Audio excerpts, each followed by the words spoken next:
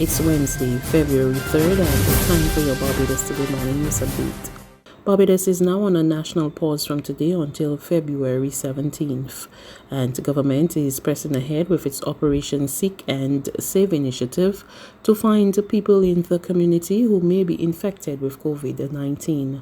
Hundreds of health officials and volunteers collaborating with the University of the West Indies are to be deployed across the island during the 2-week lockdown that begins today. Prime Minister Emmanuel Joseph said the measure is aimed at catching the virus as early as possible. We need to let you know that we will continue now with the project that we started and announced that Minister Walcott is leading on behalf of the country with the University of the West Indies, and that is Operation Seek and Save. And this is simply to ensure that we go to every possible household in the country, and people will come and they'll ask us questions. They'll ask you questions. And we talk a lot about if you have symptoms. They want to banish that word symptoms for now, and let's talk straight. What do they really mean? Your throat sore, you got a nosebleed, your body hurting you, your joints hurting you, whatever it is. If something is wrong, say it. If something ain't right, shout it. Because that's the only way we are going to know to test you and to be able to save you at an early stage. And Dr. Ford and all of the other doctors have been consistent that the earlier we can catch persons with the virus, the greater the chance of survival. And this thing is becoming more and more personal for too many Barbadians, because we all know invariably somebody or somebody who somebody know has it. And that is a little too much for us to bear. Meantime, the recent delay in returning test results has been blamed on the absence of a critical testing component, and having ordered some in advance since last September, Prime Minister Emmanuel Joseph has conceded she is not in a position to say when the country would be receiving new stock. We do and have had some challenges in the last 4 or 5 days with respect to test results, and I want to address that very briefly. And it's largely because the reagents for the automatic extraction of the RNA from the samples is not available. We would have received some from Guyana, and we thank the government of Guyana for that, as I indicated. We have been in negotiations through all of our embassies, plus all of us, literally, as I've told you, from as far back as last year, with the PPE and with the ventilators. Now it is with the reagents and the vaccines. Out there is like the wild, wild, wild west. And I've heard the AG also address that matter for you recently. But let me say to you that the automatic extractor makes life easy. We have enough manual reagents for manual extraction, but that is tiresome, time-consuming, and now that I have seen what happens in the lab as well, it's also tiring on the eyes. The Barbados Police Association is expressing deep concern about the treatment being meted out to its members. It follows the closure of 2 police stations and members of the K9 unit being quarantined after officers tested positive for COVID-19. Emmanuel Joseph spoke to BPA President Mervyn Grace and filed this report. Grace told Barbados Today that it has been a while now since he has been hearing complaints from police officers that they are being instructed to turn up for duty before receiving the results from their COVID-19 tests. He was, however, quick to point out that he does not think such a practice was the policy of the administration. Meantime, he said he continues to wait on the management of the force to declare their official position. The Police Association leader also said that officers are experiencing feelings of emotional and physical tension as they face the challenges within the current COVID-19 environment. I can tell you for a fact the men are under stress at this point, and a lot of issues that still have to work out as far as the administration is concerned. So we are waiting to hear from them.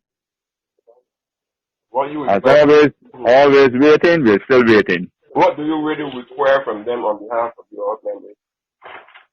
What we will require from them is a clear policy in relation to how we are actually dealing with the officers in relation to the COVID issue.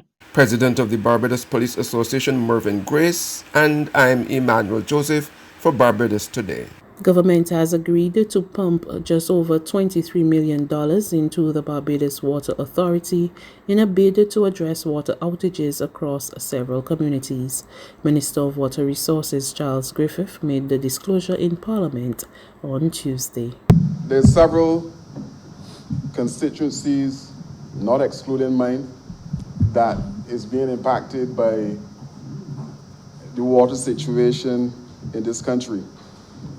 This supplementary of $28,826,987 is being sought, Madam Chair, to alleviate the problem in several of those same constituencies, if not all, in due course.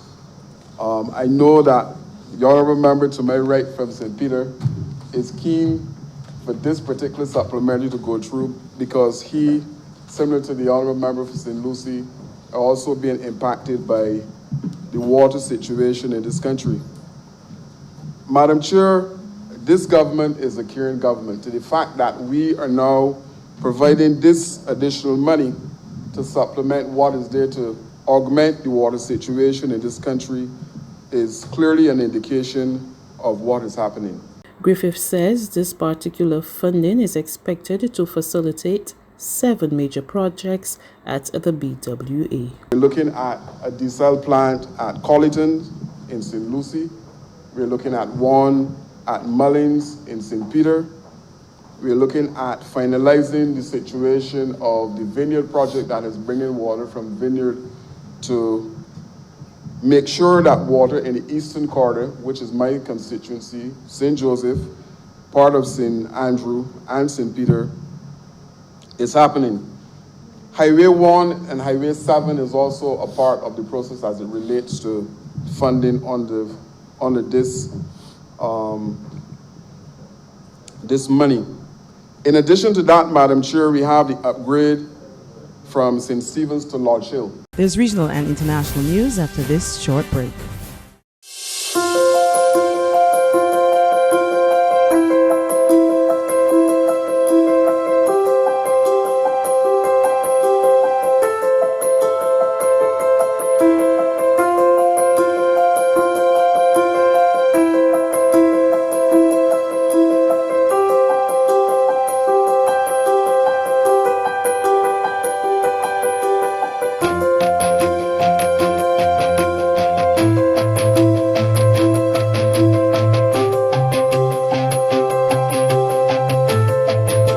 Barbados Today, news you can trust.